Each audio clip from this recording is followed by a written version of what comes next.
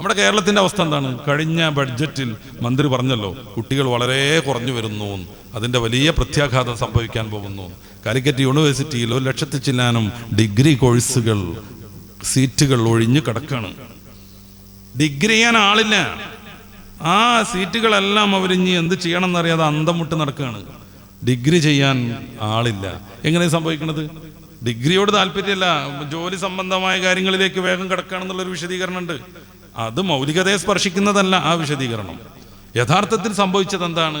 10-20 കൊല്ലം മുന്നേ, 15 കൊല്ലം മുന്നേ ഒക്കെ നമുക്കൊന്നു എന്നൊക്കെ പറഞ്ഞ് വ്യാപകമായി പ്രചാരണം നടത്തിയിട്ട് നമ്മുടെ കേരളത്തിൽ കുടുംബാസൂത്രണം വിജയകരമായി സംവിധാനിച്ചതിൻ്റെ ഫലം. ഇനി ഡിഗ്രി കോഴ്സുകൾ ചേരാൻ ആളില്ല, അടുത്ത ഘട്ടമാകുമ്പോഴേക്ക് ജോലി ചെയ്യാൻ ആളില്ല, വൃദ്ധരെ നോക്കാൻ ആളില്ല. ഇതൊക്കെ എന്തുകൊണ്ട് സംഭവിക്കുന്നു? പ്രകൃതിയിലുള്ള പ്രകൃതിപരമായി മനുഷ്യന് വേണ്ട കാര്യങ്ങളൊക്കെയാണ് അള്ളാഹു സൃഷ്ടിച്ചു വെച്ചതും അവൻ ആ ഒരു രീതിയിലാണ് അള്ളാഹു സംവിധാനിച്ചതും. ഇതിന് വിരുദ്ധമായി ആര് പ്രവർത്തിക്കുന്നോ, ഹബീബായ റസൂൽ സല്ലല്ലാഹു അലൈഹി വസല്ലം തങ്ങൾ പറഞ്ഞത് അവൻ നമ്മളിൽപ്പെട്ടവനല്ല എന്നാണ്.